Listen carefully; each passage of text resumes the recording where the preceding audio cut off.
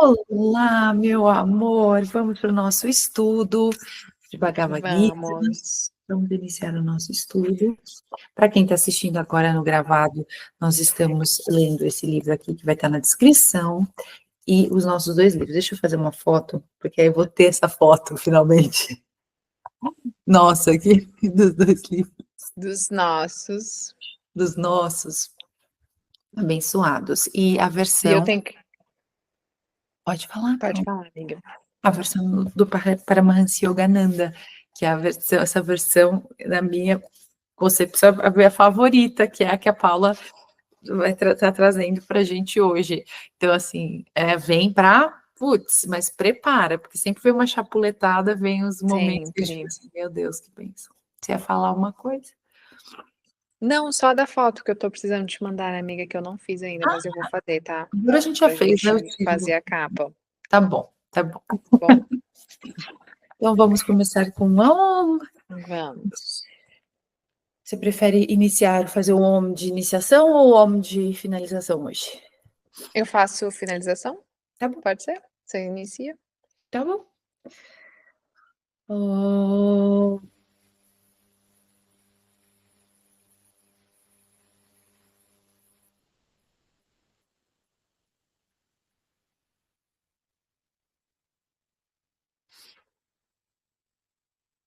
Oh.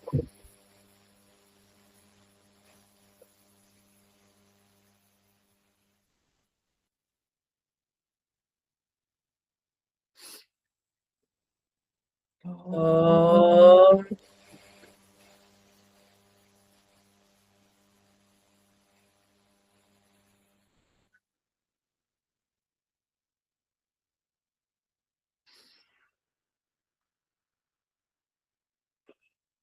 Possamos ter um estudo abençoado.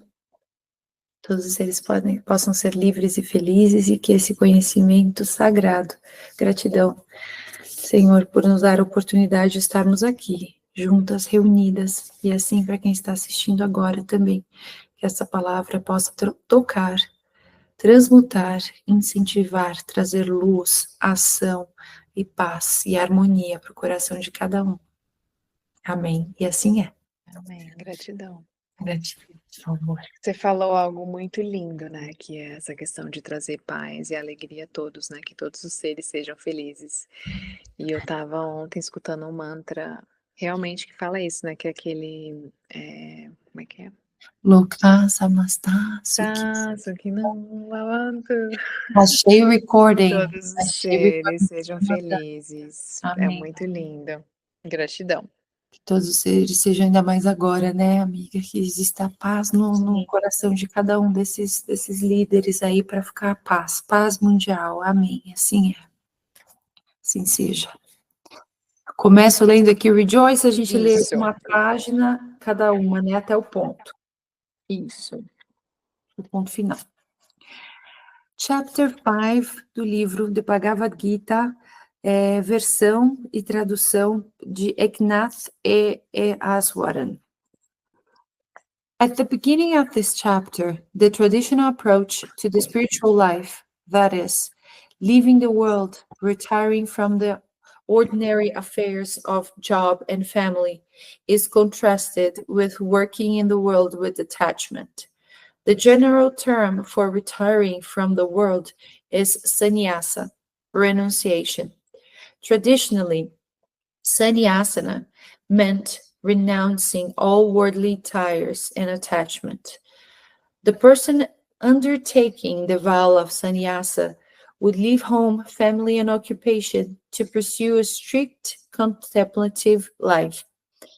This was a path chosen by very few, even in ancient India. Yet we shouldn't forget the surprising number of people in traditional societies, both in the East and West, have chosen a monastic life removed from the turmoil of the world. In India, the compassionate Buddha provides the classic example of the one who leaves the comforts of and fulfillment of family and worldly life to seek the lonely way of self-realization. The story is well known throughout Asia, Siddhartha Gautama was a prince with every worldly satisfaction within his reach, who left his palace to find a way to lead the world beyond suffering and death. He became a wandering sannyasi, a lonely, austere monk. Only after he had attained to complete enlightenment did he return to society to teach others of the peace of nirvana.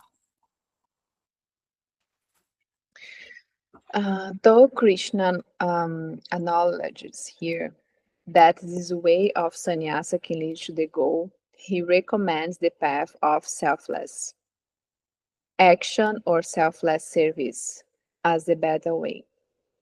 He contrasts the way of Sankhya, which in this context means knowledge of the self in a general way, to the way of yoga, which here means the way of action. This term yoga presents difficulties in the Gita because it means different things at different times, and many definitions are given of this all-purpose term. But for several chapters, the topic under discussion has been the active spiritual life, or karma yoga. And that is clearly what is meant in this context. Sankhya and yoga might also be translated as theory and practice. It would seem that at the time of the Gita, the path of wisdom was regarded very highly, while the path of action may have been looked upon as adulteration of the spiritual life. It's even possible that the Gita was the first Hindu scripture to introduce the novel idea of combining karma yoga with the pursuit of self-knowledge. Krishna says that only immature, inexperienced people look upon the paths of knowledge and action as different. The true goal of action is knowledge of the self. Following either path faithfully will lead to the complete spiritual vision. It is essential in karma that the selfish ego not expect gratification from work. When there is no selfish involvement in work, the worker does not come to spiritual harm. The example is the lotus. It spends its life floating in water, yet the drops of water rolls off its leaves without ever wetting them. Similarly, as long as the karma, yogis do not expect reward or recognition, any evil that might stain them has nowhere to cling. Such yogis are said to be detached from the outcome or fruits of their action, karma phala. Krishna warns Arjuna that a life of work, even successful work, cannot be fulfilling without self-knowledge. Ultimately, the true self within him is not affected by what he does, whether good or bad. Only knowledge of self, which rises like the sun at dawn, can fulfill the purpose of life and lead him beyond rebirth. This knowledge of self, or Atman, is by its very nature also knowledge of Brahman, the all-pervading, immanent, and transcendent Godhead. Krishna says that the illuminated person sees this divine essence in all beings. He or she has equal vision and sees the divine self in all, regardless of the outer aspect. The last 3 verses of the chapter describe the state of profound meditation called samadhi.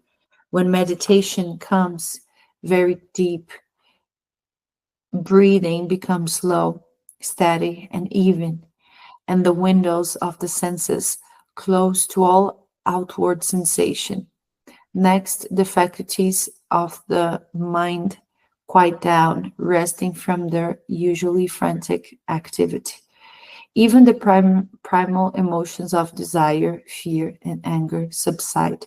When all these sensory and emotional tides have ceased to flow, then the spirit is free, mukta, at least for the time being.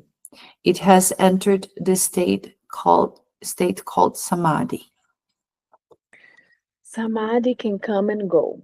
Generally, it can be entered only in a long period of meditation and after many years of ardent endeavor. But one verse, 5.28, adds the significant word sada, always. Once this state of deep concentration becomes stabilized, the person lives in spiritual freedom or moksha permanently. This is extremely rare. Mystics of the West, as well as the East, have attained brief glimpses of unity, but very few can be said to have dwelt in this permanently as if they were their natural habitat. In the West, the most prominent figures are Meister Eckhart, Santa Teresa of Avila, and John of the Cross. Thought there have been others. In the Hindu tradition, there is a long line of saints and mystics who have tried to communicate something of the nature of this union with reality or God. From the recorded of the Upanishads through the Buddha, Shankara, and Mira to Ramakrishna and Rama Maharshi. Renounce and rejoice. Arjuna. O Krishna, you have recommended both the path of selfless action and sannyasa, the path of renunciation of action. Tell me definitely which is better. Krishna. Both renunciation of action and selfless performance of action lead to the supreme goal. But the path of action is better than renunciation. Those who have attained perfect renunciation are free from any sense of duality. They are unaffected by likes and dislikes, Arjuna, and are free from the bondage of self will. The immature think that knowledge and action are different, but the wise see them as the same. The person who is established in one path will attain the rewards of both. The goal of knowledge and the goal of service are the same. Those who fail to see this are blind. Perfect renunciation is difficult to attain if without performing action. But the wise, following the path of selfless service, quickly reach Brahman. Those who follow the path of service, who have completely purified themselves and conquered their senses and the self-will, see the self in all creatures and are untouched by any action they perform. Those who know this truth, whose conscience is unified, think always, I am not the doer. While seeing or hearing, touching or smelling, eating, moving about, or sleeping, breathing or speaking, letting go or holding on, even opening or closing their eyes, they understand that these are only the movements of the senses among sense objects.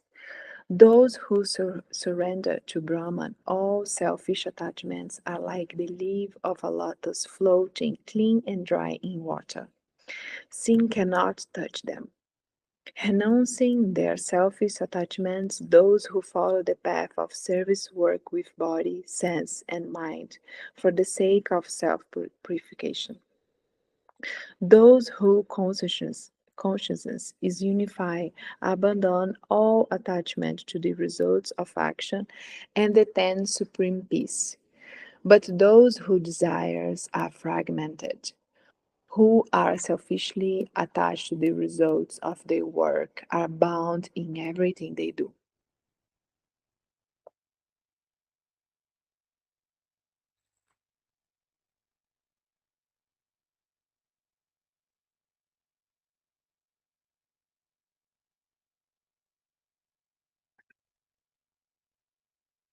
Amiga, não tô te ouvindo.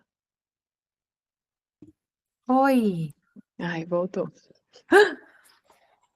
Those who renounce attachment in all their deeds live in content in the city of 9 gates. The body as its master. They are not driven to act, nor do they involve others in action. Neither the sense of acting, nor actions, nor the connection of cause and effect comes from the Lord of this world. These three arise from nature. The Lord does not partake in the good and evil deeds of any person. Judgment is clouded when wisdom is obscured by ignorance, but ignorance is destroyed by knowledge of the self within. The light of this knowledge shines like the sun, revealing the supreme Brahman. Those who cast off sin through this knowledge, absorbed in the Lord and established in Him as their one goal and refuge, are not reborn as separate creatures. Those who possess this wisdom have equal regard for all. They see the same self in a spiritual aspirant and an outcast, in an elephant or a cow and a dog. Such people have mastered life. With even mind, they rest in Brahma, who is perfect and is everywhere the same. They are not elated by good fortune, nor depressed by bad. With mind established in Brahma, they are free from delusion.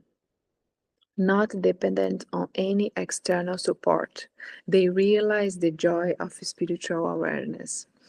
With consciousness unified through meditation, they live in abiding joy. Pleasures conceived in the world of the sense have a beginning and an end, and give birth to misery. Arjuna. The wise do not look for happiness in them, but those who overcome the impulses of lust and anger, which arise in the body, are made whole and live in joy. They find their joy, their rest, and their light completely with themselves. United with the Lord, they attain nirvana in Brahma. Healed of their sins and conflicts, working for the good of all beings, the holy sages attain nirvana in Brahma. Free from anger and selfish desire, unified in mind, those who follow the path of yoga and realize the self are established forever in that supreme state. Closing their eyes, steering their breathing, and focusing their attention on the center of spiritual consciousness, the wise master their senses, mind, and intellect through meditation. Self-realization is their only goal. Freed from selfish desire, fear, and anger, they live in freedom always. Knowing me as the friend of all creatures, the Lord of the universe, the end of all offerings, and all spiritual disciplines, they attain eternal peace.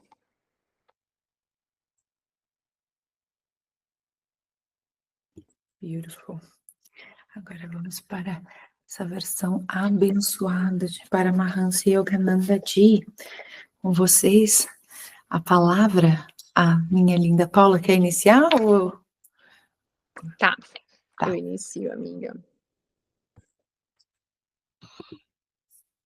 Por que lutar? O meu vídeo aí para você tá aí no tempo real, que o meu travou, tá mostrando um monte de coisa passada. Tá em tempo realíssimo. É, não sei o que aconteceu. Acho que foi a minha internet, mas enfim, você eu tô te vendo. Então vamos, capítulo 13, né? Isso. Por que lutar? 3.1 Arjuna perguntou: Ó Jardana, Krishna, o divino libertador, se como parece, consideras a compreensão superior à ação, por que, ó Keshava, empurras-me para um ato tão terrível? Essa aparente contradição me confunde. Dize-me claramente, peço-te, que caminho me conduzirá ao mais elevado bem. Arjuna fala aqui como um sadhu qualquer e faz o papel de advogado do dia, chamando Krishna de seu guru e divino libertador. Clama: ó Jardana, hesito entre os dois deveres que me impuseste. Por um lado, recomendaste que eu me absorvesse da serenidade do espírito. Por outro, que combatesse meus inimigos naturais, minhas tendências malsãs, tanto para o meu bem quanto para os de outros. Por que não posso simplesmente repousar, calmo e feliz, no Eu Supremo? Como também me instastes a fazer. Lamentavelmente, o que é natural para o ego não é nem um pouco para o eu ou alma. A evolução espiritual ocorre em virtude não do esforço tenso exigido para o êxito mundano, mas de um processo de relaxamento ascendente. A evolução espiritual pode ser comparada a um balão de hélio alçando-se aos ares. A subida do balão é natural, só pode ser detida por cordas ou lastro pesado. A devoção e a aspiração divina erguem a consciência para sua fonte em Deus, os desejos e vínculos humanos, tanto quanto o hábito de dirigir para fora o fluxo de energia. São o lastro e as cordas que resistem ao impulso ascensional da inspiração da alma. O esforço no caminho espiritual pode ser comparado ao ato de cortar as cordas que seguram o balão e deitar fora o lastro da cesta. Parece contraditório dizer que o esforço é absolutamente necessário, porquanto a ideia é atingir um estado em que não se faça esforço algum. Mas, em verdade, o divino só pode ser atingido mediante aplicação séria, que é também um tipo de esforço. Fato curioso, esse esforço também pressupõe relaxamento na ascensão do fluxo energético pela espinha, que sobe graças a um impulso natural em direção ao cérebro. E não fosse pelos samskars mundanos, lastro, mergulharia a pessoa ainda mais profundamente na meditação, dado que os empreendimentos terrenos exigem quase sempre um grande esforço. Muitas pessoas, quando se dispõem a praticar a meditação, trabalham duro também para obter a serenidade interior. Mas o segredo da meditação correta é o relaxamento físico e emocional e mental. A energia sobe pela espinha em resposta a outro tipo de gravidade, o impulso ascensional do espírito, sentido primeiro do coração, depois de Kutastha, entre as sobrancelhas, que é a sede do olho espiritual. Esse impulso para cima do amor divino requer empenho da parte do devoto, apenas no princípio, a fim de livrá-lo do impulso para baixo ou lastro dos desejos materiais. Assim, a guerra de Kurukshetra simboliza o ato de combater e vencer nossas próprias tendências más. A luta travada, porém, destina-se primordialmente a redirecionar para cima a energia da espinha que haja até então ativado o movimento daquelas tendências para baixo. O fluxo ascendente de energia liberta de quaisquer motivações que, no homem do mundo, insistam em obrigá-los a descer. Todo esforço espiritualmente investido deve conduzir ao não esforço, quando então os esforços terminam em repouso, no dizer de Paramahansa Yogananda. Não raro custa muito resistir a determinado hábito ou tentação e lançá-los de vez para fora da mente. Um homem, e essa história é real, queria por todos os modos livrar-se em definitivo do alcoolismo. Certo dia, vendo-se na iminência de ceder novamente ao velho e péssimo hábito, sentiu de súbito tamanha raiva de si mesmo que sacou do armário as garrafas de uísque, rum, etc. que ali guardava. Levou-as para fora e atirou-as furiosamente ao chão. Quebraram-se todas, e ao mesmo tempo, os laços que o prendiam ao vício se desvaneceram para sempre de sua consciência. A destruição das garrafas foi mera expressão exterior da renúncia emocional interior, daí por diante inabalável. Quase sempre essa renúncia vem acompanhada por uma sensação de calma profunda, mas no caso de nosso homem, é claro que primeiro foi necessária a repugnância emocional para romper um hábito contumaz. Um espinho, reza uma escritura indiana, pode ser usado para extirpar outro e depois ambos são jogados fora. A rejeição emocional possibilitou ao homem arrancar o espinho profundamente encravado do alcoolismo. Após a sua catarse, tanto a emoção quanto o hábito se foram. O ponto principal aqui é que a emoção funcionou. Era justamente o de que o homem precisava para curar-se de vez. Mas esse ato emocional, embora exija esforço tanto da mente quanto do corpo, pode também ser comparado ao ato de, pura e simplesmente, esvaziar o balão do lastro, para que ele suba seguindo seu impulso próprio. Às vezes, como se lê a imitação de Cristo, notável obra cristã que meu guru sempre recomendava, é preciso fazermos violência à nossa natureza inferior em nome da libertação final. Essa violência não faz aumentar a tensão, pois desata desejos e apegos em vez de suprimi-los. Acrescente-se que o balão talvez haja, com o tempo, perdido um pouco do gás que o fazia subir. O aspirante às coisas do espírito deve bombear mais gás para dentro do balão de inspiração, com grande devoção, e sempre meditando cada vez mais profundamente. Deve continuamente apontar a agulha da bússola de sua atenção para a estrela guia que o conduzirá até a meta final, Deus. Sem dúvida, isso exige esforço, sobretudo no começo. Mas esse esforço irá se coroando cada vez mais de êxito à medida que for compreendendo que o seu ato é um relaxamento ascendente rumo ao eu superior. Não um processo de elevar os pensamentos com base apenas numa força de vontade inflexível. A frase, quando os esforços terminam em repouso, deve ser sempre trazida de memória por todo aquele que medita, como se fosse uma bandeira.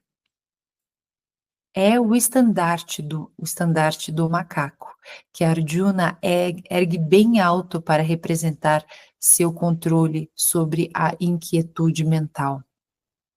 Não se trata tanto de tributar amor a Deus, quanto de receber seu amor, de reconhecer o amor e a alegria como supremamente deleitosos. Portanto, a única coisa digna de se possuir. A bem-aventurança divina é mais gratificante de todas as realizações possíveis, e só ela, consequentemente, merece ser desejada. A devoção é simplesmente uma resposta ao chamado de Deus na alma.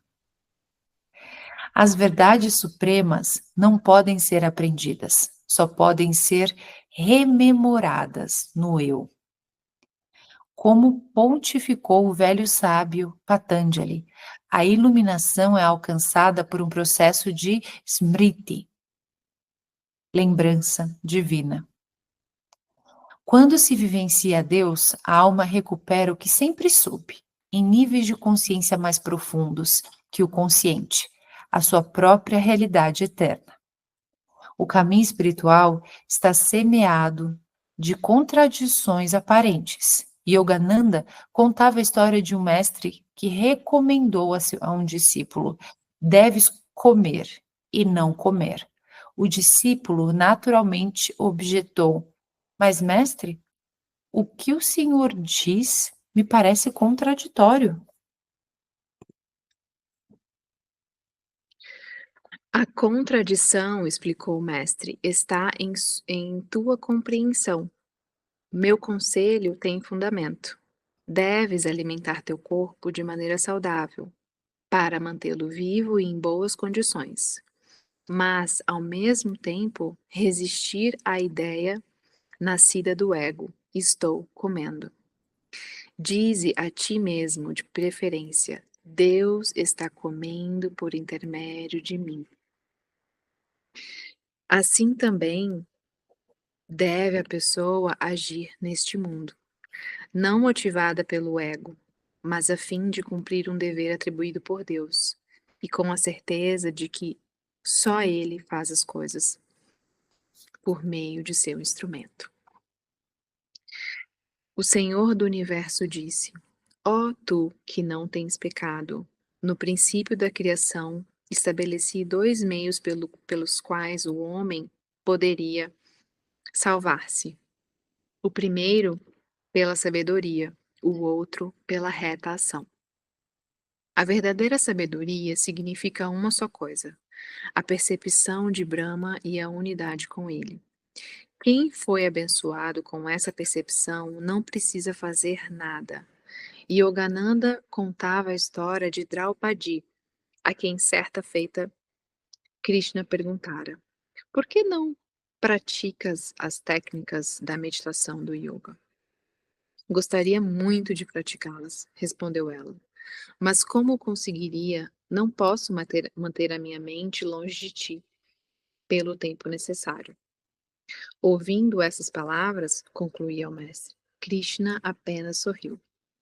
O caminho do yoga pela sabedoria começa realmente com a visão de Deus. Disse um santo: Eu costumava pensar que, quando alcançasse Nirvikalpa Samadhi, minha tarefa espiritual estaria concluída. Longe disso. Descobri que, com Nirvikalpa, apenas começara. Uma vez atingida a unidade com Deus, compreendendo que só Ele, não o ego, motiva todas as suas ações, a pessoa deve daí por diante atribuir ao infinito tudo o que fez no passado ao longo de vidas incontáveis, a partir da consciência desse ego. A soma total de suas vidas pode chegar a milhões. Encarnações onde ela foi, digamos, um pirata, um fazendeiro, um corretor de ações, uma dona de casa, um guerreiro, um rei, um mendigo. A tarefa de calar as motivações do ego, que animaram bilhões de atos passados, podem parecer esmagadora, comparável à de alinhar cada molécula de uma barra de metal na direção norte-sul a fim de transformá-la em ímã. Como vimos acima, levando em conta esse exemplo e relacionando a magnetização da espinha para propósitos de evolução espiritual, dois elementos são, na tarefa de libertação inferior, infinitamente mais importantes do que voltar cada molécula para a direção norte-sul ou liberar no infinito, uma por uma, as ações realizadas em vidas anteriores. Paramahansa Yogananda disse que o yogi habituado a meditar profundamente consegue, durante uma única meditação, resgatar as faltas cometidas ao longo de toda uma vida em consequência de motivações ilusórias. Ele, por assim dizer, espalha a luz da supraconsciência sobre o panorama inteiro dessa encarnação, vendo Deus como aquele que esteve por trás de cada um de seus atos, até os maléficos. Portanto, o yogi não precisa examinar atos isolados, pois se dá conta do movimento da energia ao longo de toda a encarnação. Deus, na realidade, é quem age mesmo quando faz o papel de vilão. O próprio Satã, no final das contas, não passa de instrumento de Deus, como explicou meu guru. O vilão é necessário numa peça de teatro para que admiremos o herói. E a vilania nas muitas encarnações passadas de uma pessoa também é necessária para induzi-la a compreender que fazer o mal aos outros nunca fez bem a ela própria e não lhe proporcionou realização verdadeira, até ter aprendido a dar ao ego mais paz e harmonia. O Jivan Mukta, liberto em vida, despojando-se para sempre da consciência egóica, precisa evocar as existências passadas, onde esteve sob o jugo dessa consistência e ver-se em todas as encarnações como mera manifestação individual do próprio Senhor. Esse caminho de sabedoria conduz a um estado supremo, Kaivalya Moksha, a libertação completa. Certa vez perguntei ao meu guru, por quanto tempo permanecemos como Jivan Mukta antes de alcançar a libertação total? Uma vez nesse estado, esclareceu ele, tal preocupação não existe. Em verdade, já não existe um eu para se preocupar. Você poderá se valer da necessidade de purificar o karma do passado como desculpa para voltar atrás e ajudar os semelhantes, ou simplesmente dizer: estou livre, e ser livre em Deus para sempre. Nesse ponto, um de meus colegas discípulos disse: conforme relatei em conversações com o Yogananda, mas se eu proclamasse estou livre, não estaria livre, certo? Ah, sim, concordou o guru. Acontece, porém, que você respondeu a sua própria pergunta. A frase foi: não estaria, certo? Contou então a história também já citada antes, do homem que tentara livrar-se do demônio recitando uma fórmula encantatória védica sobre um punhado de areia que depois atirou contra o inimigo. O demônio zombou dele. Antes mesmo de você recitar o encantamento, eu me meti na areia. Yogananda explicou então. A mesma mente com que afirmamos nossa liberdade já está infectada com o vírus da ilusão. Por isso você deve, primeiro, atingir o estado superior de consciência. Só nesse estado a proclamação de liberdade será efetiva. Nesse estágio já não será o eu quem dirá estou livre. Dos santos mencionados em Autobiografia de um Yogi, poucos alcançaram a plena libertação. Passei alguns dias em companhia de um desses, Paramokta. Assim, meu guru descreveu, embora não o citasse em sua autobiografia, perguntei-lhe: depois de tudo o que conseguiu, por que tem tão poucos discípulos? Deus fez o que queria com este corpo, foi a singela resposta. Em tal estado, não existe nenhum eu para se preocupar desta ou daquela maneira, com seja lá o que for. Já se alcançou o objetivo. Os intelectuais que se inclinam para o caminho da sabedoria devem levar isso em conta. No entanto, é preciso mais que intelecto para penetrar até mesmo o estado inferior de Samadhi do Sabikalpa. Como afirmou o meu guru no capítulo Experiência da Consciência Cósmica de Autobiografia de um Yogi, a experiência nunca advém unicamente da simples disposição intelectual da capacidade de manter a mente liberta.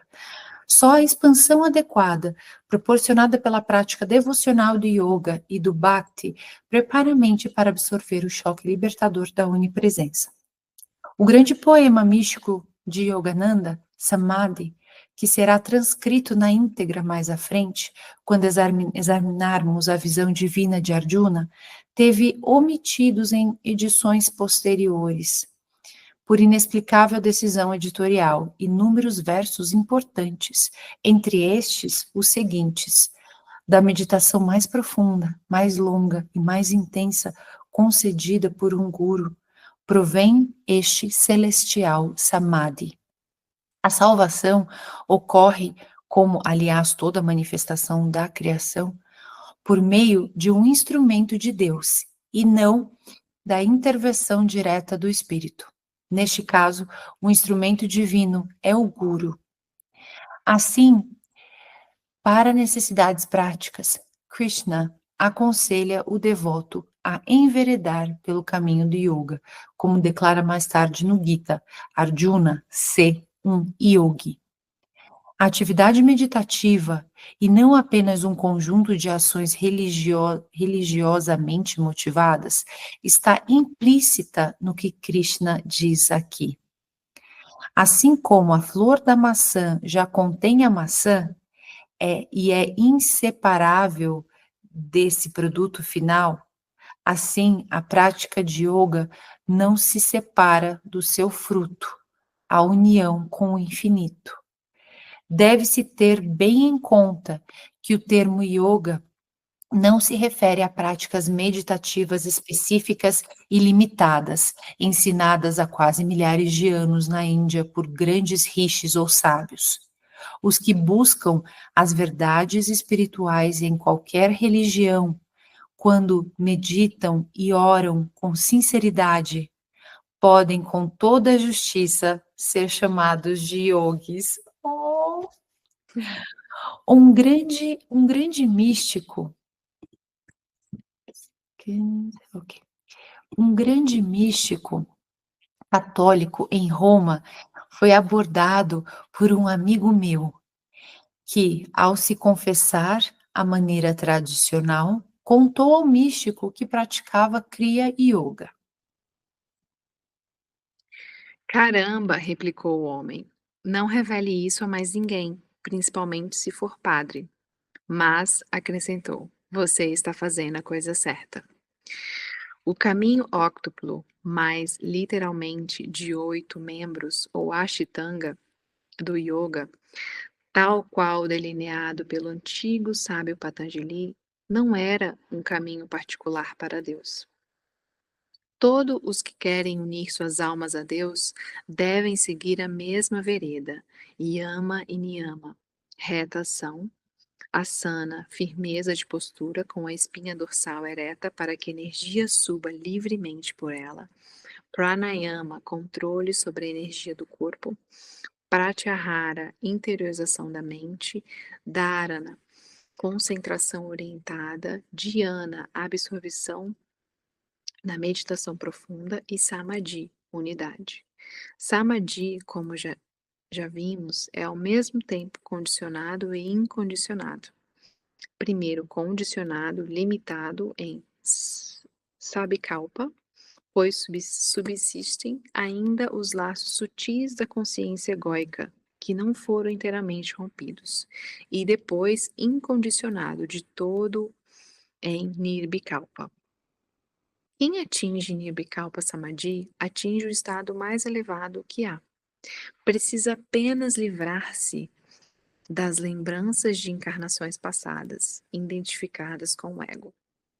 No mais, é como Cristo, Krishna e Buda, da unidade com Deus.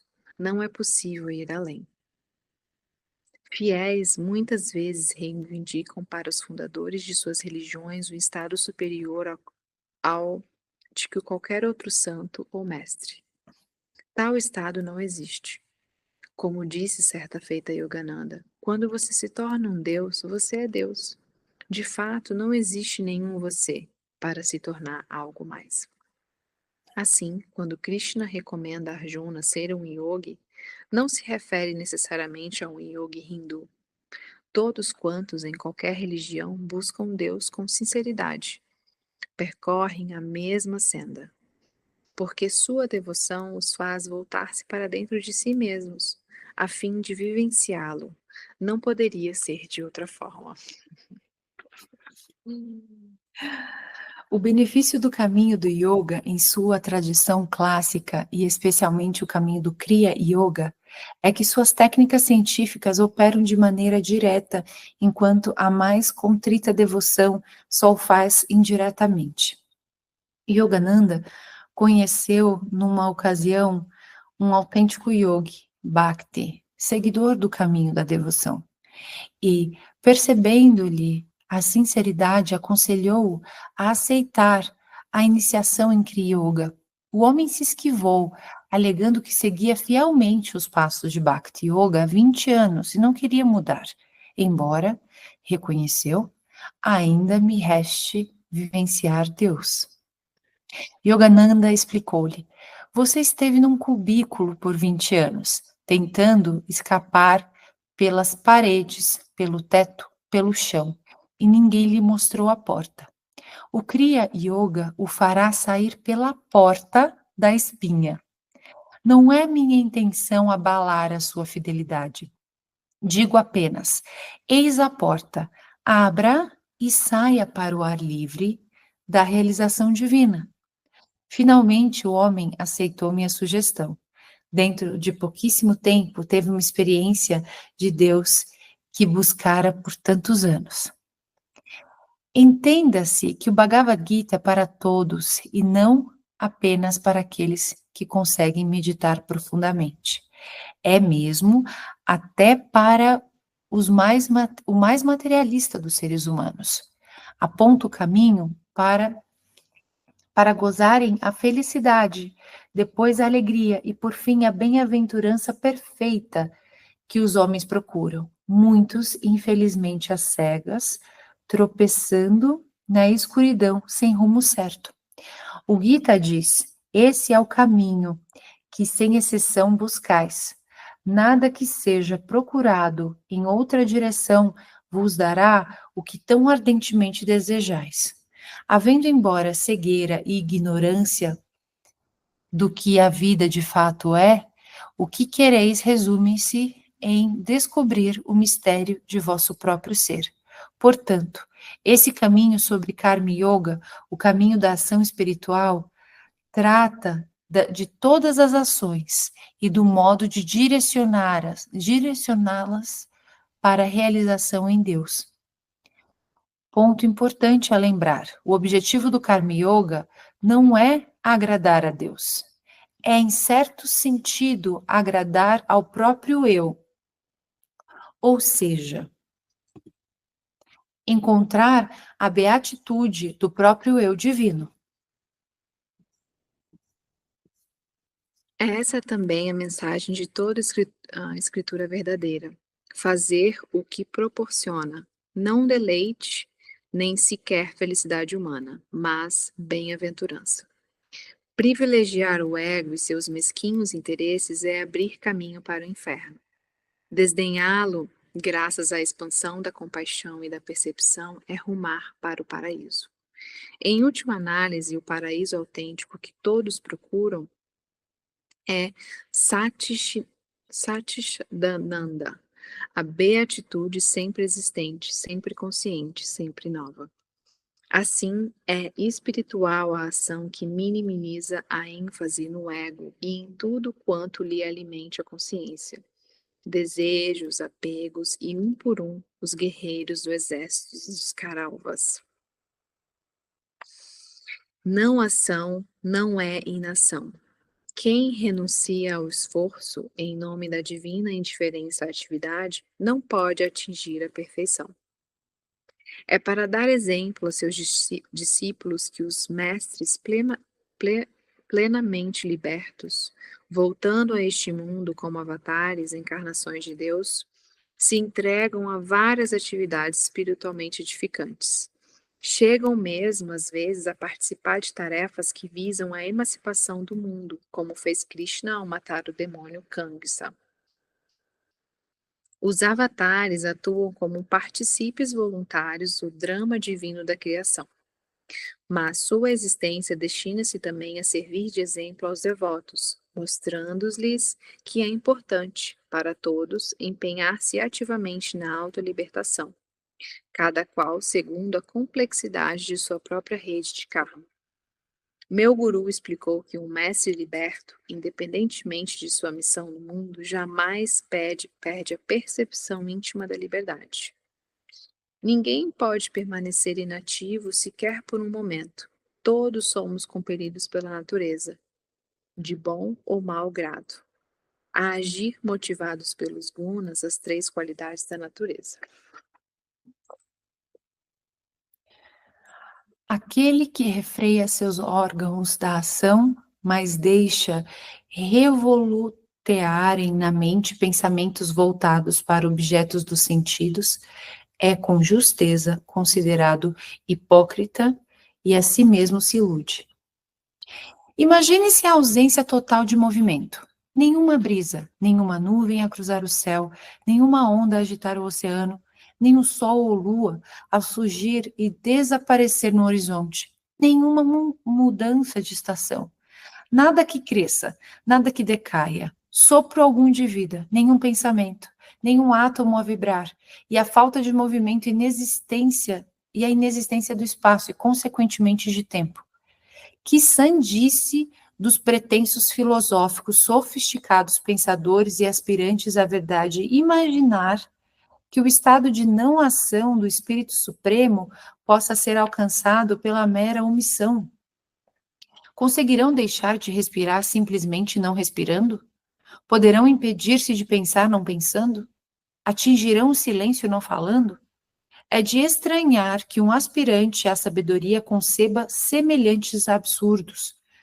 Toda a criação existe em estado vibratório. Os próprios átomos estão em perpétuo movimento. Prakriti, prakriti, natureza, força, o homem a ser ativo. Quem tenta ser inativo só se torna preguiçoso. Quem finge desapegar-se do mundo à sua volta não passa de um hipócrita. Para alcançar o estado de não ação, é imprescindível agir conscientemente, não movido apenas pela natureza, mas com intenção e inteligência, como um surfista acompanhando as ondas das circunstâncias. 3:7. Mas o êxito absoluto, ó Arjuna, espera aquele que disciplina nos seus sentidos por um esforço da mente, permanece no íntimo sem apegos e usa os órgãos da ação em atividades que nos lembram de Deus. Considerando isso, que são atividades que nos lembram de Deus? Elas incluem todo ato ou pensamento que direciona a mente para a supraconsciência. Simples pietismo expresso em orações na igreja, templo ou sinagoga. Sentimentos meramente sagrados, exibidos para impressionar os outros ou proclamados com fervor para impressionar Deus, em suma, toda mostra de religiosidade só é aceitável se, por dentro, formos sinceros. A ânsia de impressionar trai o desejo de colher resultados, nunca a sinceridade dos sentimentos. A expressão de Krishna disciplina seus sentidos por um esforço da mente, revela a importância de não se adotarem apenas meios exteriores de autodisciplina. Por exemplo, ficar de pé ou sentado com a mão erguida até que ela se atrofie pelo desuso. Nunca se sentar nem deitar como forma de penitência. Estiar-se em uma cama eriçada de pregos. Isso mais os jejuns intermináveis, a privação do sono e outras formas de embotamento dos sentidos adotadas para obter o autocontrole, sem a contrapartida de um discernimento inteligente, não é o que Krishna recomenda aqui. Austeridades do mesmo tipo em outras religiões incluem autoflagelação, inanição e outras que lembram muitos as empregadas na Índia. Mencioná-las todas seria inútil, pois todas se destinam a subjugar o sentido sem uso adequado da vontade. Essa tem que dar seu consentimento ativo para a libertação interior. De nada vale mortificar o corpo para obrigá-lo à submissão. Controlar os sentidos não é tiranizá-los. O que se tem a fazer é retirar deles a energia, porquanto a vontade age diretamente sobre ela. Yogananda declarou: quanto mais forte a vontade, mais abundante o fluxo de energia. A direção desse fluxo pode ser tanto para dentro quanto para fora, tanto para cima quanto para baixo. Por isso, Krishna fala também em desapego interior.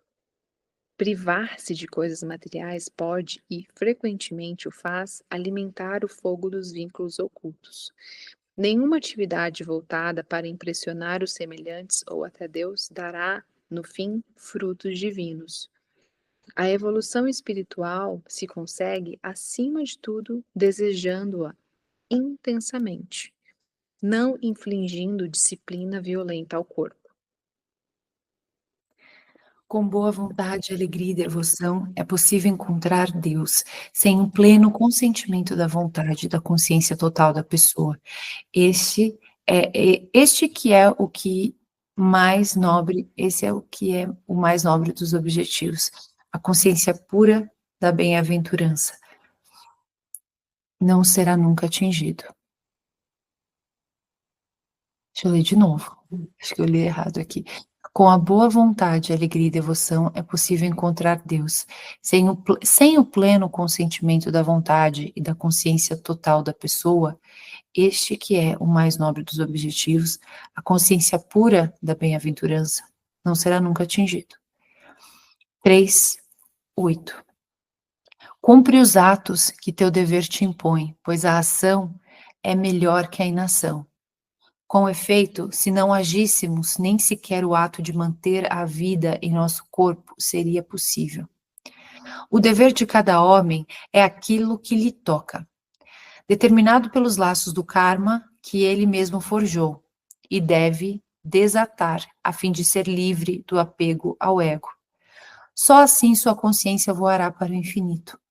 As ações necessárias não são obrigatoriamente aquelas para as quais ele foi adestrado. O dever espiritual de uma pessoa com talento para interpretar talvez não seja o de tornar-se ator. Essa pessoa pode sair-se muito bem fingindo ser alguém mais. Contudo, tem necessidade inadiável de mostrar-se absolutamente sincera naquilo que ela própria é. Pode ter talento para arrancar aplausos do público e, em virtude desse mesmo sucesso no palco, aferrar-se ainda mais ao orgulho. Não significa isso que interpretar papéis seja, de um modo geral, uma carreira perigosa em termos de karma. Pode ajudar algumas pessoas a identificar-se menos com sua personalidade, ficando assim menos limitadas a ela. E também pode ajudá-las a perceber com mais clareza que a própria vida é uma encenação em que nada, ao fim, é real. A complexidade dos padrões de karma na vida humana torna praticamente toda atividade honesta um dever dármico para alguém. A tarefa humilde de varrer ruas talvez seja para algumas pessoas um simples emprego e uma necessidade social, mas para outras será um dever kármico. Se, por exemplo, o varredor viveu uma existência passada de pobreza ociosa, um influente cargo de presidente de uma grande empresa às vezes é um ônus pesado para algumas pessoas e causa de futuro agravamento do karma, devido, quem sabe, a um desejo insopitável de prestígio. No entanto, para quem encara essa posição como oportunidade para servir aos demais e promover uma boa causa, pode ser um passo rumo à libertação do ego. Como saber qual é o nosso dever kármico? Muitos de nós, há que se admitir, nem de longe percebemos o abismo existente entre o ego e a consciência cósmica. Com tantas batalhas kármicas por travar antes de nossas tropas mentais empreenderem algum avanço significativo em território inimigo, talvez seja melhor enfrentar os desafios à mão. E melhor ainda, aceitar os combates que temos mais certeza de vencer. Suponha-se, por exemplo, que alguém se sinta incapaz, no momento, de dominar seus impulsos eróticos. Tentar sufocá-los só debilitaria ainda mais sua vontade, pois cada fracasso significaria para ele a confirmação de sua fraqueza.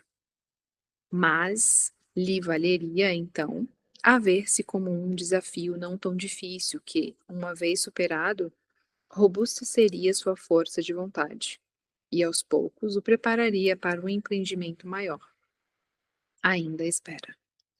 Aos olhos da pessoa suficientemente afortunada para ter um verdadeiro guru realizado em Deus, os sábios conselhos destes devem valer mais do que um cofre repleto de diamantes e rubis. A obediência a cada palavra do guru será para ela a jangada sobre a qual cruzará os mares turvos da ilusão. 3.9. As ações empreendidas para fins egoístas estreitam os laços do karma. Por isso, ó filho de Kunti, isto é, alinhamento às paixões, cumpre teu dever sem a nada te apegares, num espírito de entrega religiosa. O rito religioso de Águia, meu guru, preferia essa transliteração à forma erudita, Yagna. Faz simbolicamente a oferenda do eu egóico ao fogo sacrificial da purificação. Quem aspira à libertação deve fazer tudo num espírito de entrega a Deus. Aqui, portanto, o próprio poder de Deus é representado pelo fogo de águia. Antes de dormir, visualize-se todas as noites ofertando cada pensamento e sentimento sediados no ego, por exemplo, autocongratulação, autodepreciação e qualquer forma de autojustificação, a chamada abrasadora do amor de Deus. Uau! Que gratidão, amiga! Uau, que coisa linda! Que coisa linda!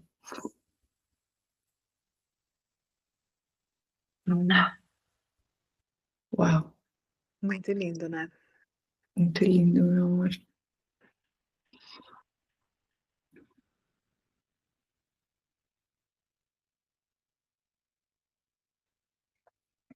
Você quer fazer o Krishna, amiga, ou a gente encerra hoje? Eu acho que a gente poderia selar essa gravação e iniciar o Krishna um pouquinho. O que você acha? Tudo bem? Sim. Tá bom. Quer comentar alguma coisa? Eu acho que é só nesse momento absorver, assim. Mas pode comentar, meu amor. Toda essa luz. É, porque tem muita coisa aí para trabalhar. Vou deixar o pessoal intelectualmente, cada um. É. É. Mas Gratidão por toda essa luz, por toda essa sabedoria, por toda essa entrega, né, que foi feita quando eles estavam escrevendo cada palavra tão mágica nesse livro sagrado e chegando pra gente, chegando para tantas pessoas. Isso é tão inspirador e é tão gratificante para todos nós. Não sei como agradecer a toda essa sabedoria divina, né, essa right knowledge, né, esse conhecimento, essa sabedoria divina. Muita gratidão mesmo por tantas pessoas assim maravilhosas, né, os gurus, ter passado e tá passando, né, pelas nossas vidas, nos dando tanta sabedoria, nos mostrando o caminho, né, amiga. É muita gratidão e colocar tudo isso, né, dentro das nossas vidas diariamente, com todas as pessoas ao nosso redor, aqui dentro da nossa casa, espalhando, né, toda essa energia de luz e todo esse amor de Deus, né, que vem com a gente em cada palavra que está escrito aqui, dá para sentir todo esse amor que é tão infinito. E eu me sinto muito abraçada, assim, sempre quando eu tô lendo aqui com você essas palavras, é uma energia muito generosa, sabe, que eles prestam com a gente. nossa, E eu achei muito incrível, né, que ele fala todas as nossas ações, né, como se Deus estivesse, né, com a gente. Então, quando eu tô me alimentando, né, como Deus estivesse alimentando o que eu tô pensando, o que eu tô fazendo, né, uma ação vinda de Deus, e a gente entregar tudo isso, né, ao divino. Então, acho que faz a Uhum. gente ainda mais ficar 100% consciente e íntegro, né, o que a gente tá fazendo, porque a gente deixa tanta hora do dia, a gente às vezes entra nessa parte, né, do automático, e ele fala muito isso, né, de atirar, né, jogar no fogo essas coisas que nos tiram, né, do caminho correto. Igual ele deu o exemplo, né, do cara que era alcoólico. A gente teve isso na nossa família, né, amiga, eu lembro do meu pai, e como a gente observa isso também em outras partes da nossa vida, né, que a gente realmente precisa eliminar, e para isso a gente tem que estar 100% aqui, né, amiga, 100% consciente em e tendo, né, essa energia com a gente, para nos dar essa força, né, para continuar e para limpar os nossos karmas, né. E é isso, gratidão, viu, por estar comigo, por estar me ensinando tanto. Você é uma luz divina no meu caminho, te amo muito. Eu amo muito, gratidão por me ensinar tanto e me abrir essa oportunidade de estudar junto aqui. E, nossa, cada palavra dá vontade, assim, como eu não li essas palavras antes também, tem tanto ensinamento aqui nessa tradução e nessa tradução interpretada de Paramahansa Yogananda, que você fala assim, meu Deus, que bênção. Que Então, bênção, né, assim, amiga? direcionar a chama que você falou, né, e a gente começou, é claro que está no off aqui, né, da gravação, a gente começou Uhum. essa aula conversando aqui, desabafando um pouco a minha comadre abençoada, que a Paula é minha comadre de casamento, e assim, ela lindamente me trouxe muito também essa bênção, esse conforto, que às vezes a gente se apega muito no ego aqui, e tem coisas que estão além, né, das questões nossas daqui, que nenhum ser humano, mesmo estudando espiritualidade ou não, está livre de sentir, né? Então, existem frustrações, existem dores físicas da carne por conta de reações passadas. Então, aqui eu acho que veio de encontro muito ao que a gente falou aqui no off da câmera, né? É, Para direcionar para a chama abrasadora do amor de Deus, né? E que é isso, que a gente veio para, independente da função que a gente tinha numa vida passada, e é uma função que é dessa vida agora, a gente está desempenhando, que a gente está desempenhando, é olhar para isso como tudo como missão, tudo direcionar ao amor de Deus. E é o que também que a gente falou muito no começo, né? A respeito do casamento, da Da união, castidade, né, amiga? e direcionar toda e qualquer ação como um serviço a Deus. E também uma parte Tudo, importante, né? Nossa, muito lindo isso tudo, né, o que a gente for fazer. Tudo que a gente tá fazendo, né? e a Nossa, muito intenção mágico também, isso. né? A intenção, e também que ele citou aqui, a questão dos religiosos, que não quer dizer que você precisa seguir, porque a Índia começou lá na Índia, ele também cita, isso que eu gosto muito do Paramahansa Yogananda, ele tem essa visão macro, e de falar assim, o que está a partir da intenção, se a intenção é buscar a Deus, se a intenção é honestamente, a partir desse conhecimento, ou dessa ação, dessa devoção, dessa oração, é chegar mais próximo de Deus, essas pessoas são yogis, são consideradas yogis, e isso para mim é a tradução mais clara que eu já vi, sabe? Porque Isso é geralmente perfeito. você é muito pego às religiões, e ele aqui, ele fala, não, assim, a pessoa que ora e o coração está de fato querendo buscar essa consciência, e querendo buscar essa presença de Deus, é um yogi também, está ali meditando, está buscando, está orando, está fazendo. As pessoas que, de repente, não seguem, mas não estão meditando, mas um exemplo muito bonito, assim, disso na minha família, é que, caramba, ele tem esse householder, né, que é um tio meu, e eu vejo, gente, ele, jovenzinho, foi para um monastério, E aí você já, né? Ele viveu ali num monastério de uma religião até o seu 14º aniversário, que a minha avó teve, enfim, engravidou 20 e tantas vezes. É uma longa história. Mas ela dava, tinha um padrinho. E esse padrinho desse tio, ele falou assim: o maior presente que eu posso dar para ele é a educação e também educação espiritual. E colocou por muitos anos, deu de presente. Ele foi o único filho de todos que teve essa oportunidade. Ele é um Nossa, homem. amiga. Hoje, por mais que ele não vá tenha certos ritos e coisas, não é bitolado ao dogma, mas ele vive para a Ele família, vive. ele é a verdadeira expressão. Mesmo tendo as questões da carne, às vezes ele tem questão do coração, mas ele está sempre servindo, e sempre cuidando do próximo, sempre ali, um homem de família. Então ele é um exemplo Tá abençoado. sempre em ação, né? E ele aprendeu isso onde? Então, por isso que, assim, o lado bom da religião também, tem gente, infelizmente, muitos humanos deturparam e trouxeram dor, então, como há, infelizmente, algumas pessoas não evoluídas, né? Mas a gente tem que absorver o melhor de cada ensinamento, de cada filosofia, porque quando a gente pega por isso que eu gosto de Paramahansa muito, Yogananda Ji, porque ele traz isso, gente, é a intenção que está por trás daquela reza, o que está por trás de limpar aquele chão para nossa casa, o que está por trás de arrumar a cama, espirrar aquele sprayzinho com aquelas ervas ou fazer aquele chá, independente do que siga, né? E é isso, Ai, que bênção, amiga. Gratidão por me proporcionar esse livro que você está trazendo para minha vida, que eu não conhecia, e que tá assim, a versão mais linda do Bhagavad Gita que eu vi até hoje.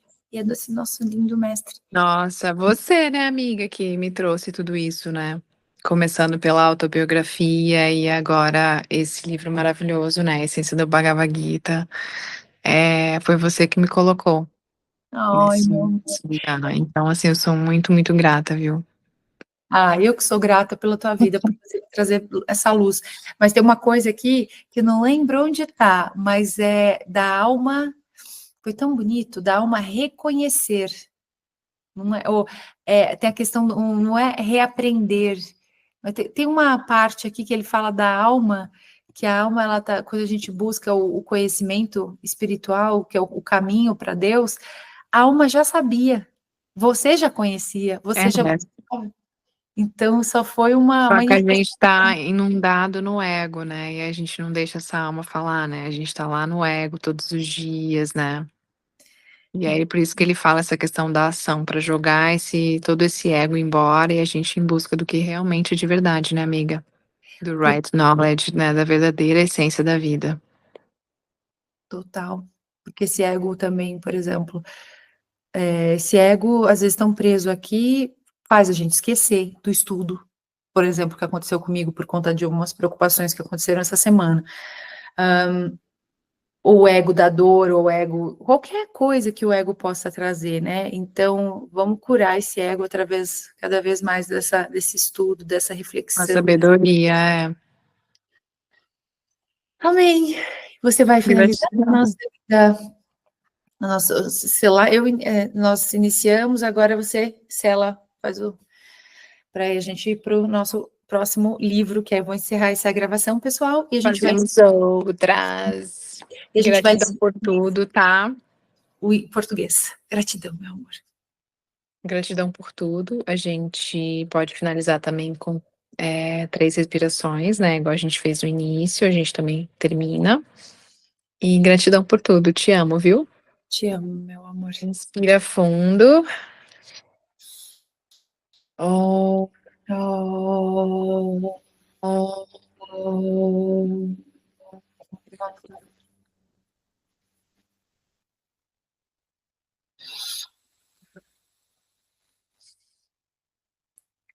oh.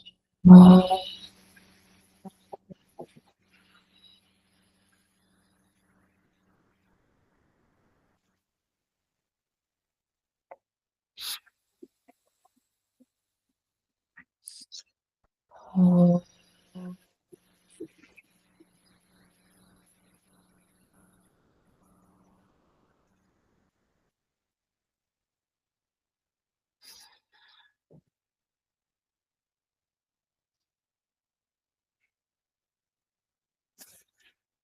Gratidão, luz divina. Gratidão. Luz divina. Amém.